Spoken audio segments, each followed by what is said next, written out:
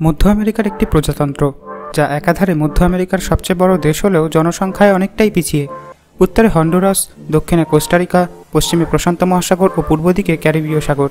একসময় স্প্যানিশ উপনিবেশ ছিল দেশটি। বন্ধুরা, আজকের পর্বে আমরা জেনে নেব নিকারাগুয়া সম্পর্কে। সাথেই থাকুন। 16শ শতাব্দীতে দেশটি দখল করে স্পেন থেকে তারা স্বাধীনতা লাভ করে 1821 সালে। স্বাধীনতা লাভের পর থেকেই রাজনৈতিক অস্থিরতা, স্বৈরশাসন, আর্থিক সংকটে জর্জরিত ছিল দেশটি। এসব কারণে 1960 সালে বড় ধরনের বিপ্লব হয় দেশটিতে। এরও এক দশক পর গণতান্ত্রিক প্রজাতান্ত্রিক হিসেবে স্বীকৃতি পায় নিকারাগুয়া। নিকারাগুয়া হল মধ্য আমেরিকার এমন একটি দেশ যেখানে প্রায় 6.5 মিলিয়ন মানুষ বসবাস করে। দেশটির সরকারি ভাষা স্প্যানিশ এবং জাতীয় মুদ্রা হিসেবে ব্যবহৃত হয় কর্ডোবা ওরো। নিকারাগুয়ান অর্থ স্প্যানিশ বিজয়ী ফ্রান্সিসকো হার্নান্ডেজ দে কর্ডোভার নামে নামকরণ করা হয়েছে। নিকারাগুয়ার বৃহত্তম শহরগুলির মধ্যে রয়েছে মানাগুয়া, লিওন, মাসায়া, চিনাদেগা, গ্রানাদা, সিয়াদাদ স্যান্ডিনো, এস্তেলি, টিপিটাপা, মাতাগালপা এবং বুলফিল্ডস। অঞ্চলটি সক্রিয় আগ্নেয়গিরির একটি শৃঙ্খল দ্বারা অতিক্রম করা হয়েছে।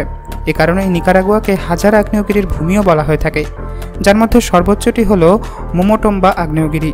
তবে দেশের সর্বোচ্চ উচ্চতা হন্ডুরাস সীমান্তের উত্তরে 2448 মিটার উঁচু পিকো মোগোটেন কেন্দ্রগুলি এবং সর্বাধিক গুরুত্বপূর্ণ মেট্রোপলিটন অঞ্চলগুলি পশ্চিম প্রশান্ত মহাসাগরীয় উপকূলে অবস্থিত, যখন দেশের পূর্বাঞ্চল এবং দক্ষিণ অংশগুলো কেবলমাত্রই জনবহুল। দেশজুড়ে দুটি বড় হ্রদ রয়েছে, নিকারাগুয়া হ্রদ এবং মানাগুয়া হ্রদ। স্থানীয় প্রাণীজগতের জীববৈচিত্র্যের মধ্যে রয়েছে জাগুয়ার্স, পুমাস, ওসেলোটস, অ্যালিগেটরস, সাপ, বিভিন্ন বানর, তোতা পাখি, টেলক্যানস, পেলিকান বা হামিংবার্ড, যার বসবাস রেইন ফরেস্টে। মধ্য আমেরিকার এই দেশটি একটি উন্নয়নশীল দেশ এবং বিশ্বের মধ্যে অন্যতম দরিদ্র দেশ। প্রায় অর্ধেক জনসংখ্যা দারিদ্র্যসীমার নিচে বসবাস করে এখানে। হাইতি এবং হন্ডুরাসের পরে নিকারাগুয়া লাতিন আমেরিকার তৃতীয় দরিদ্রতম দেশ।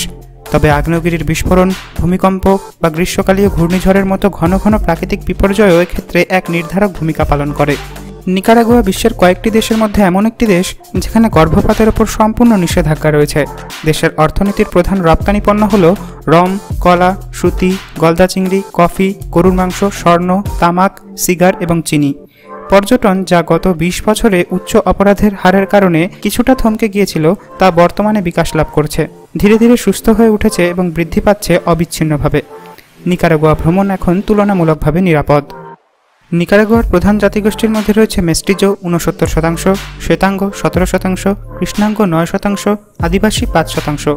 নিকারাগুয়ার জাতীয় খেলা হলো বেসবল, যা ফুটবলের চেয়েও এখানে সবচেয়ে বেশি জনপ্রিয়। নিকারাগুয়া নামটি নিকারাও এবং আগুয়া এই দুটি শব্দের সংমিশ্রণে এসেছে। নিকারাও হলো এমন এক ভারতীয় উপজাতি যারা 15 শতকে স্পেনিয়ার্ডের আগমনের সময় নিকারাগুয়া হ্রদের তীর দখল করেছিল, আর আগুয়া হলো পানির স্প্যানিশ শব্দ। নিকারাগুয়ান বেশিরভাগ খাবার ভুট্টার উপর ভিত্তি করে তৈরি করা হয়ে থাকে। কাসাভা, মটরশুঁটি এবং মরিচ বিভিন্ন নিকারাগুয়ান খাবারের মূল উপাদান হিসেবে ব্যাপকভাবে ব্যবহৃত হয়। নিকারাগুয়ানদের অন্যতম সাধারণ খাবার হলো নাকাতামালেস। নিকারাগুয়ার রাস্তার কোনো নাম নেই, বিশেষত যে অঞ্চলের সাথে পর্যটকেরা পরিচিত নয় তাদের পক্ষে একটি নির্দিষ্ট ঠিকানা শনাক্ত করে কোনো গন্তব্যে পৌঁছে যাওয়া খুবই কঠিন। এমনকি এখানকার স্থানীয় বাসিন্দাদেরও মাঝে মাঝে নিজেদের বাড়ি চিনে নিতে খুবই অসুবিধায় পড়তে হয়, যা খুবই হাস্যকর। নিকারাগুয়ানরা ভূতাপীয় শক্তি হিসেবে দেশের আগ্নেয়গিরির থেকে প্রাপ্ত বাষ্প ব্যবহার করে থাকে। নিকারাগুয়ায় 400টিরও বেশি আগ্নেয়গিরির সন্ধান পাওয়া গেছে এ যাবৎ। নিকারাগুয়ার কোনো সরকারি ধর্ম নেই। কবিতা এদেশের অন্যতম প্রিয় এবং অনুশীলিত শিল্প। তো বন্ধুরা, এই ছিল মধ্য আমেরিকার একটি দেশ নিকারাগুয়া সম্পর্কে কিছু কথা। যদি আমাদের আজকের পর্বটি ভালো লেগে থাকে তাহলে অবশ্যই একটি লাইক দিয়ে শেয়ার করবেন সকলের সাথে। যদি আপনি আমাদের চ্যানেলে প্রথমবার এসে থাকেন তাহলে অবশ্যই আমাদের অন্যান্য ভিডিওগুলো দেখুন এবং সাবস্ক্রাইব করে পাশের বেল আইকনটি প্রেস করে নিন। আগামীতে আপনারা কোন দেশ সম্পর্কে পর্ব দেখতে চান কমেন্টে জানাতে পারেন আমাদের। আমরা একে একে সমস্ত দেশের ওপর ভিডিও দিতে থাকব। দেখা হবে আগামীতে নতুন কোনো পর্বে। Until next time, it's good bye for now.